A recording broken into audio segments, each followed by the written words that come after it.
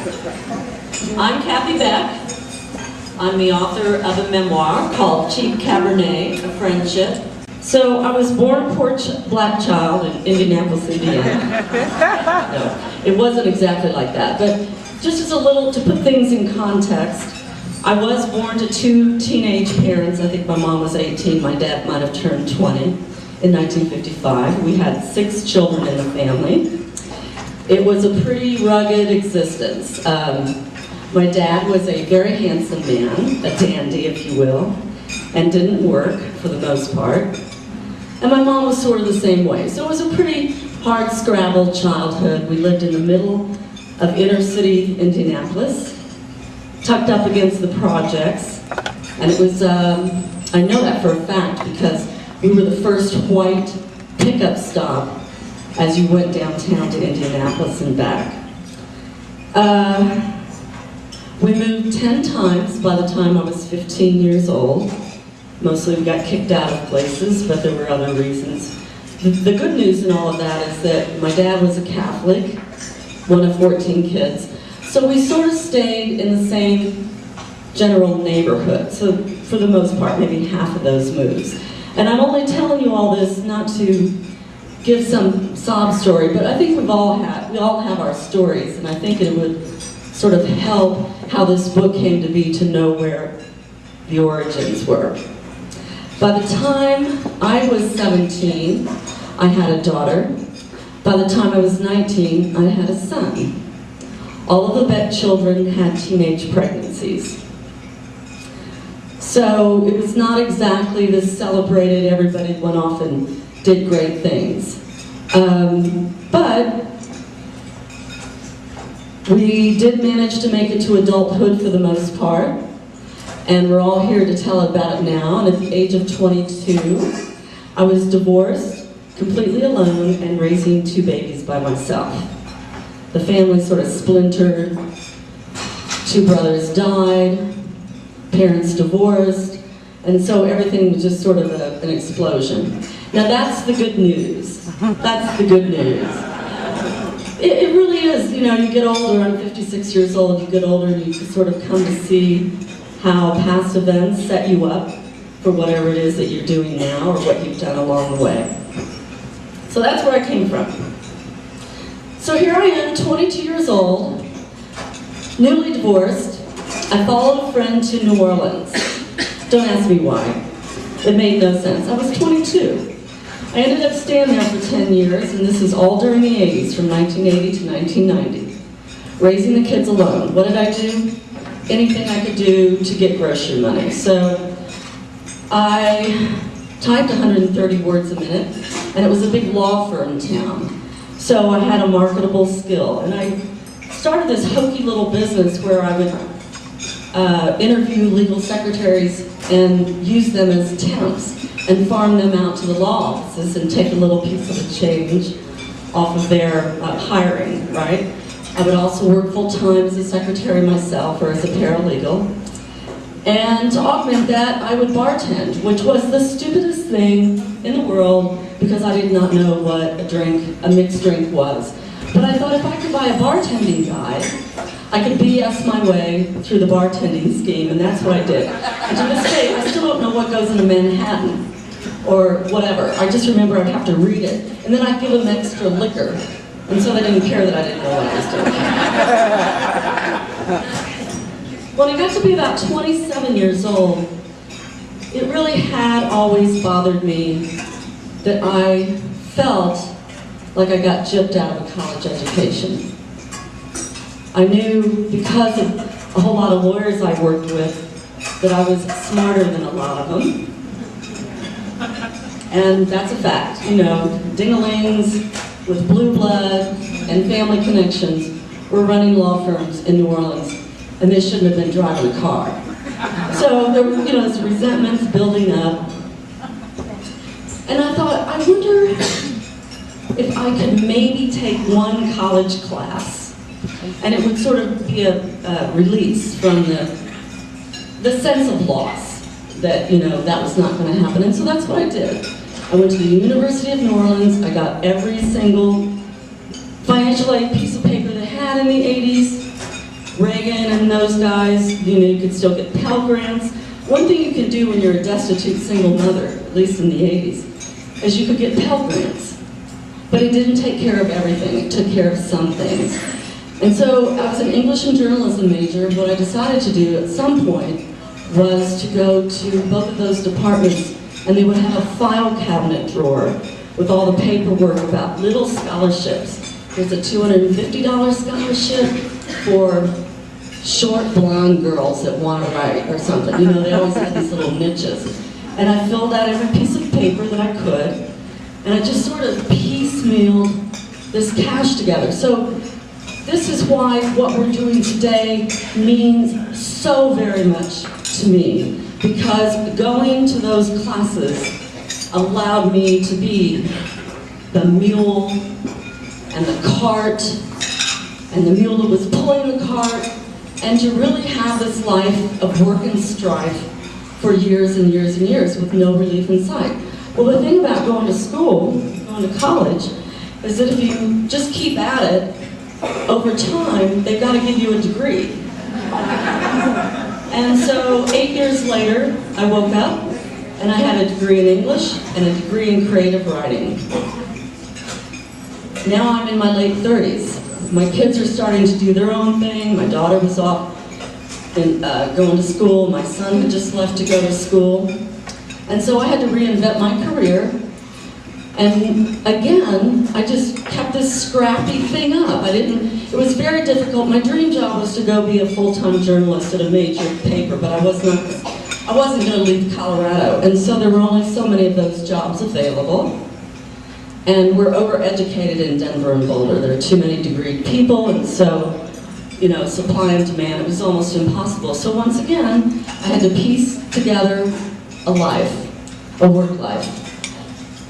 There was a lot of .com money floating around in the year 2000. Somebody asked me to do public relations for their company.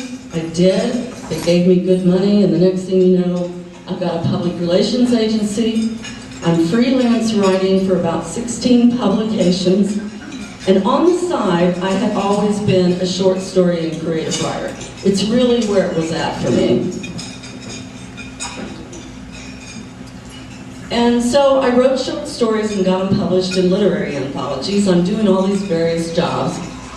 Thankfully, I was not bartending anymore, so I sort of eased out of that old hodgepodge of career and eased into these new ones, if you will.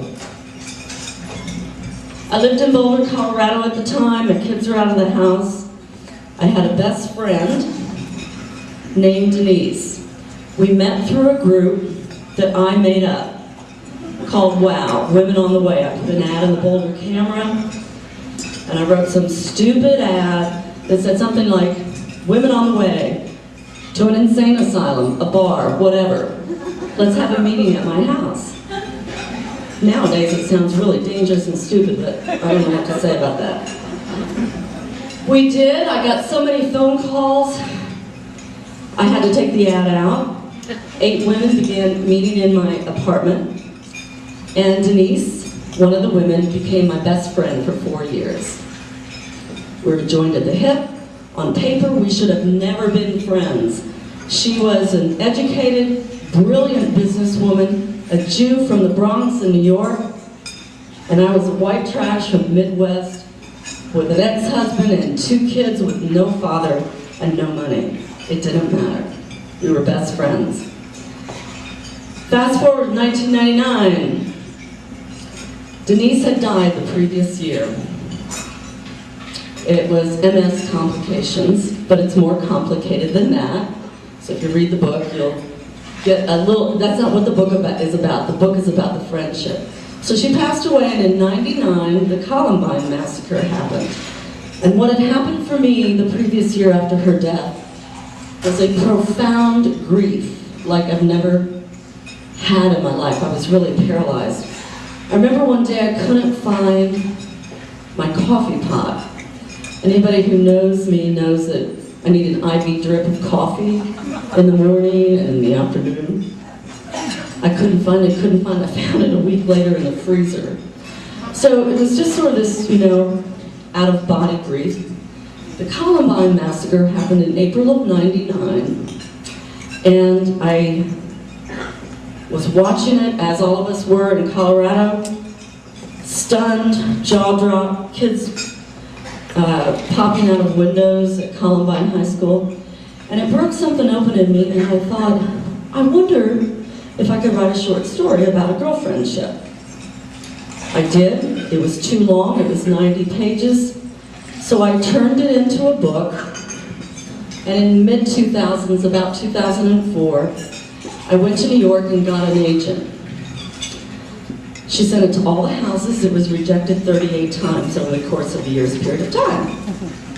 Now I'm a books reviewer for the Rocky Mountain News. I write for Poets and Writers magazine. I write for Writer's Digest. I know what a publishable book is. And it was very frustrating, so my agent decided they didn't like Denise. She was too crusty, too Jewish, too raw.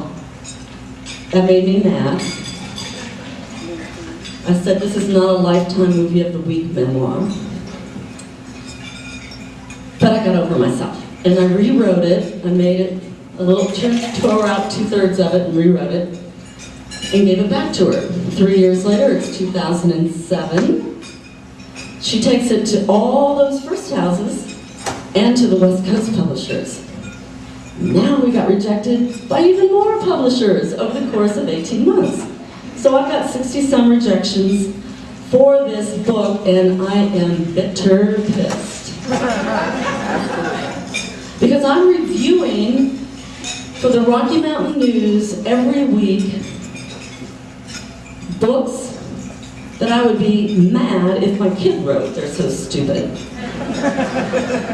To top it off, the editor, who's a good friend of mine, of the book section of the Rocky Mountain News, she is a very nice person, and we had to argue almost every week that I was too hard on the books. So I'm like, too hard? Are you kidding? Give this to your second grader to edit. You'll have a better book.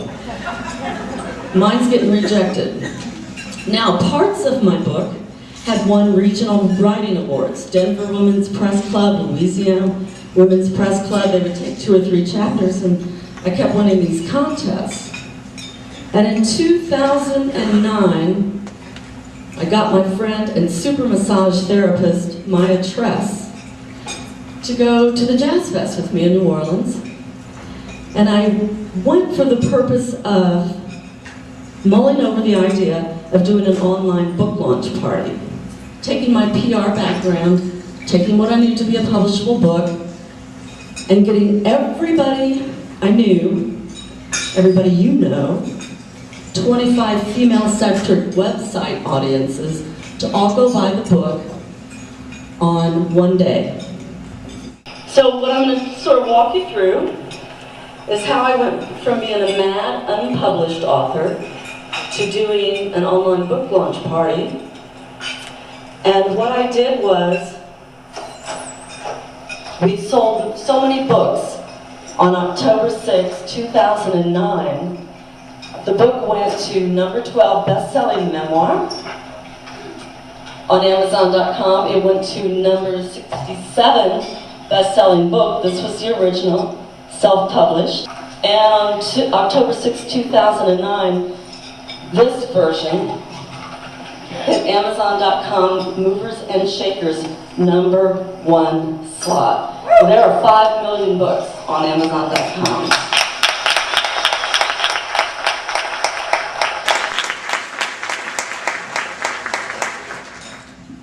I also built a merge email and sent print screens of these Amazon ratings to hundreds of book publishers and literary agents.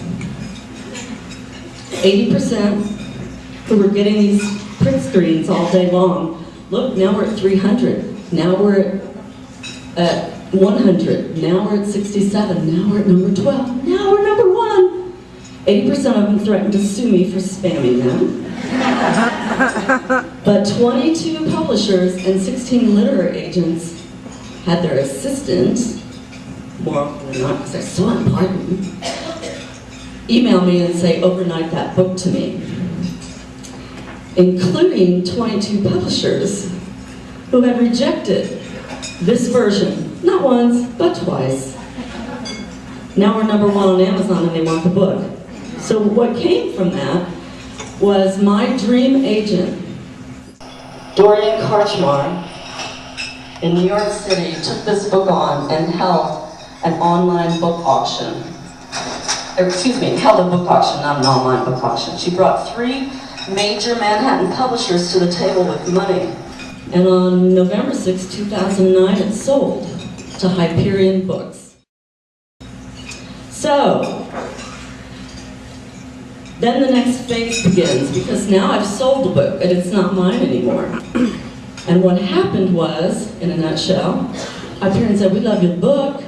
We're going to print 60,000 copies," which is a big first run. Usually it's 25,000 for an unknown author.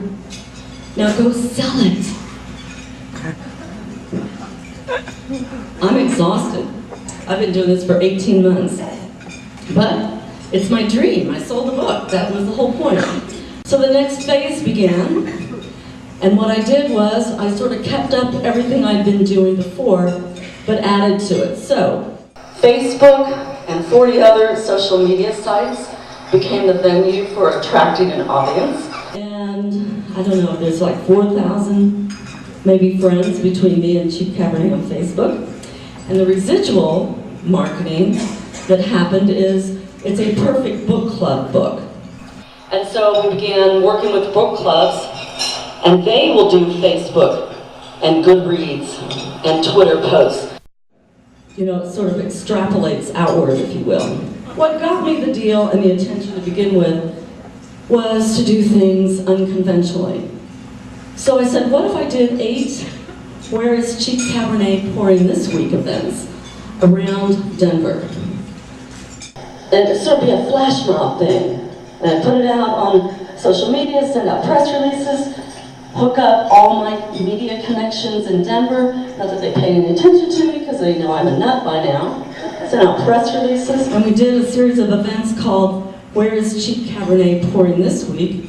And I made a trade with a digitally vehicle wrap company in Denver to wrap my truck in the book's jacket and to install a horn on the top of my truck that plays wine-themed music going around town. This was the very first one. This is my home. And they printed these banners in these big book jackets. The wine bottles are Julie Balistreri, a local winery that made special wine.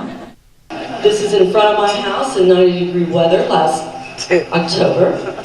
We handed out 500 business cards with a Cheap Cabernet book jacket, and on it goes. And the Denver Post has written about this. Radio, I cannot tell you the number of emails and book clubs who have contacted me because there's been this viral, shameless, garish marketing that has been relentless.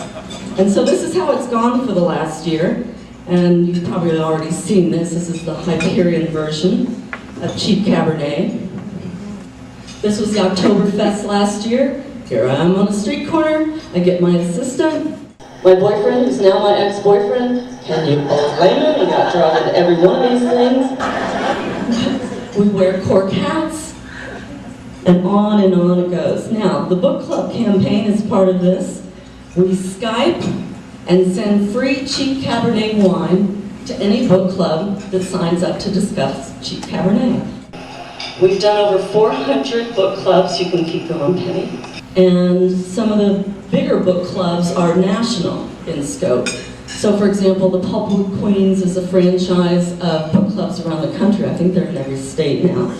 Girlfriendology. And one thing begets another. You know how that goes. So all of these awards and accolades have come as a result of this sort of multiple-pronged approach that, again, is relentless, shameless, and embarrassing at times for anybody and everybody involved. A portion of every single book sold goes directly to the MS Society. And so what's happened is, like this book club, I want to say they're in Henderson, Texas. This is a Skype photo they made their own individual contribution to the MS Society because, they liked the book so much. So that is sort of the story of how this book went from being really a dusty manuscript to being a published book by a major publisher with a contract that I have with the William Morris Agency as my agent, and securing all these accolades. It's the very same book that I wrote and had edited and everybody rejected 68 times from 2004 until 2007. Very same book, very same book. If you might be interested, I wrote a 3,000-word article for Poets and Writers magazine that tells every single thing I did for the 5 months leading up to this self-published version. If you want to curl up and put yourself to sleep, I'm happy to get that to you. And that's the story of how Cheap Cabernet came to be and how it came to look like this. Now, what's the point? What's this all about? Well, I treated my book like a business, and you're business people. And that made all the difference in the world. But I think this whole experience today has solidified 5 truths that I've come away knowing. I know there are probably 55 truths. When you're 56 years old, you can list truisms all day long, things your kids, your grown kids, will not listen to. But I thought I would just revisit them very quickly before I wrap this up. I believe that this project succeeded because I could imagine the end product. When everybody hated me, nobody wanted me, nobody gave a darn about the book, and on and on and on. I literally I went to the bookstore and looked at every single page that goes in the front of a book, and I had this self-published with the acknowledgments, with an ISBN number, with quotes, made-up quotes until I got it for real, and then I went and got real endorsements. In other words, I could see the end. I could see the end, even though I didn't know how I would make the end come. I could see it, and I think it's true. If you're raising a child, if you're building a marriage, if you're publishing a book, or you're building a business, I think time spent imagining the end, it's like a mothership. Like you can see it. And so that when all the bad stuff happens on your way, you're still okay, because you know what's there. The other thing I learned that's always critical, somebody else told me this a while back and it stuck with me.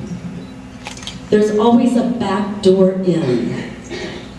I think we get blinded by what is the conventional path, what we think we know about our industry. Book publishing in the day, forever, for decades. Here's how you got a book published. You didn't write the thing. You wrote a query letter, and it could only be this long, and it had to be just like this. And you could not then follow up with a phone call because that would make everybody mad, and on and on and on. Well, maybe it was done like that one time, but guess what? That was not working. So I had to invent a whole new way of doing something. And as soon as I stopped looking at that closed door and turned over here, ideas for finding that back door came up. The third thing of the 5 that has stuck with me is I learned and I applied the tenet of going the extra mile, working harder, longer, but here's the key, happier than anybody. It sounds cliche, and I don't mean to sound like I'm proselytizing here, but I took my laptop to bed and did not have a life for 6 months leading up to the self-publication of this. Because when I sent out those print screens showing that it was an Amazon.com #1 mover and shaker, I sent it to 600 carefully researched, selected publishers and agents around the world. And so the only way I was able to do that is I worked all day long, and then 4 nights a week or more, and probably on Sunday for a long time, I worked harder, longer, and was happy to do it. I was consumed with what the end was going to look like. And you know what? I was in a place too. If I did not get what I wanted in the end, I would have a pity party for about 48 hours, and it would involve Cheap Cabernet. But then I was going to be over it. I was going to say, here's what I know. I can go to my grave, and I did, by God, by them, do everything I could. So the working longer, harder, and happier in the process felt right and still feels right. The fourth thing I believe in mightily is to soak yourself in a constant stream of positive, supportive resources. And I don't really care what that is for you. Plenty of people thought I was an idiot. Most people thought I was an idiot when I was doing this self-published thing and giving up my life and spending money I didn't have. I was listening to Wayne Dyer, who made me feel like I could be president. I was listening to my friends, who when they got the details of what I was doing, because I like to keep smart friends, would say, I think that might work. That's who I listened to. That's who I listened to, because when I would have a conversation, or when somebody would say, well, how are you going to pay that credit card back after you charged all that stuff to do your book? I'm like, well, I haven't gone hungry yet. It'll get paid back. And then I got rid of them. I didn't have another conversation with them. And I know it sounds like tunnel vision, but so what? It fed me. I went to sleep optimistic. I woke up eager to do the next task. I believe in soaking yourself with the juju, the good juju. I totally believe it. And then finally, I know it sounds hokey, I believe you are greater than what you know you are. And I had to believe that here. And it's not that I don't have problems like everybody else, and family strife and on stuff goes. But somehow, I thought if anybody could go do this in this unconventional fashion and be okay, however it turned out, that would be me. And I just knew I would be okay. And I thought it might work, because I think we think too small. We're always just like trying to get this task done, or trying to get this contract, trying to achieve this goal. And I think if we take a minute and we step back, we got more going on than we can ever realize. And I really believed that. It wasn't ego.